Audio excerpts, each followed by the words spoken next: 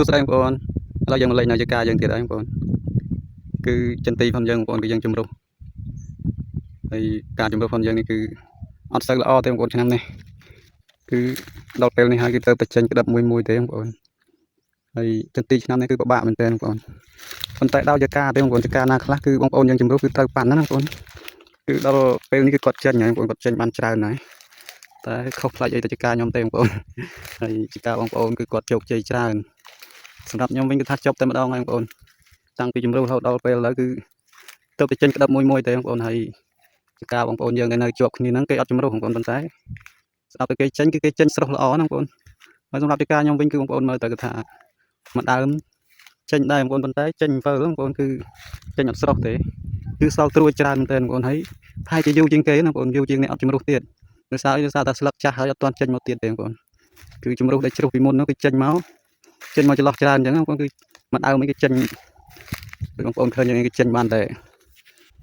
ថា30-40% ទេបងប្អូនគឺវាចេញតិចមែនទែនហើយឥឡូវគឺមានក្តាប់បងប្អូនគឺក្តាប់មួយហើយតែខ្ញុំដឹងថាចន្ទីឆ្នាំនេះប្រហែលជាអ្នកជំរុះខ្លះហ្នឹងគឺចាំគេអត់ជំរុះហើយបងប្អូន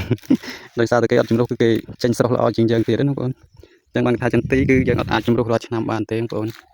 កុំឲ្យធ្វើដូចខ្ញុំហ្នឹងបងប្អូនគឺខ្ញុំជំរុះ2ឆ្នាំជាប់គ្នាហើយបងប្អូនចឹងហើយគឺអន់មែនទែនបងប្អូនមើលទៅការចេញមកទៅដឹងហើយគឺចេញវិលមែនទែនណាបងប្អូនចេញអត់ស្រស់ដូចគេទេបងប្អូនហើយចន្ទីបងប្អូនយើងអត់ជំរុះខ្លះទៀតនោះគឺគាត់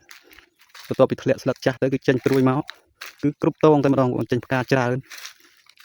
ចឹងហើយអ្នកជំរុះឆ្នាំនេះគឺថាមានអ្នកបរាជ័យខ្លះហើយបងប្អូនគឺអត់ជោគជ័យទាំងអស់គ្នាទេបងប្អូនខ្លះគឺគាត់ចេញបានល្អណាស់បងប្អូនសម្រាប់ចន្ទីដែលដើមនៅខ្ចីប្រហែលផងខ្ញុំណាបងប្អូនប៉ុន្តែខ្ញុំវិញចប់ហើយបងប្អូនហើយខ្ញុំថាជំរុះហ្នឹងគឺថាឲ្យជំរុះឲ្យជ្រុះដើម្បីចេញមុនគេបងប្អូនមិនអញ្ចឹងគឺចាំចេញសកលគេដែរបងប្អូនអត់យល់ទេពេលអញ្ចឹងទៅណាបងប្អូនហើយជាចាំគេហើយបងប្អូនចាំអ្នកអត់ជំរុះហើយអញ្ចឹងវាខាតបងប្អូនវាខាតឆ្នាំយើងដែលយើងខំជំរុះអ្នកដែលគាត់អត់ជំរុះអត់អស់លុយថ្លៃជំរុះហើយពេលតែគាត់ចេញមកគឺគាត់ស្មើនឹងយើងដែរណាបងប្អូនស្មើនឹងយើងជំរុះដែរអញ្ចឹងមិនន័យថាយើងជំរុះនេះគឺជំរុះអត់ជោគជ័យទេបងប្អូនគឺបរាជ័យហើយចេញមកតិចមែនទែនបងប្អូនមើលទៅហើយចន្ទីនេះដើមខ្ចីផងណាបងប្អូនចំណែកអាដើមចាស់ខ្ញុំឯនោះវិញគឺថាចេញបានតិចមែនទែនបងប្អូនហើយអត់ទាន់មានក្តាប់ទេព្រោះសម្រាប់ចន្ទីខ្ចីនេះគឺមានក្តាប់មួយហើយបងប្អូនក្តាប់បានមួយហើយនេះជាការផងបងខ្ញុំខាងជាប់ព្រំខ្ញុំបងប្អូនគឺគាត់ចាប់ដើមធ្លាក់ស្លឹកហើយចេញត្រួយស្រស់តែម្ដងបងប្អូនហើយគាត់អត់ជំរុះទេអញ្ចឹងគាត់ថាជំរុះឆ្នាំនេះដោយចការទេបងប្អូនណាគាត់ជោគជ័យក៏ជោគជ័យទៅបងប្អូនណាបរាជ័យក៏ដូចខ្ញុំចឹងឯងបងប្អូនគឺអត់ចេញទេចេញមកហើយគឺអត់ក្តាប់ដែរបងប្អូនគឺនៅចាំគេតែម្ដងណាបងប្អូនគឺផ្កាឡើងក្រៀមទៅហើយតែអត់ទាន់ឃើញមានក្តាប់ទេ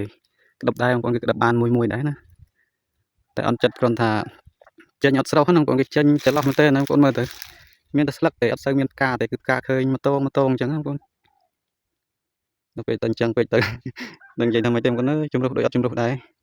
ហើយប្រហែលជាយូរជាងគេទៅដឹងបងប្អូនបើស្លឹកនៅខៀវអញ្ចឹងកាលបានវាលាស់ត្រួយចេញផ្កាម្ដងទៀតបងប្អូនបើគេអត់ជំរុះគេ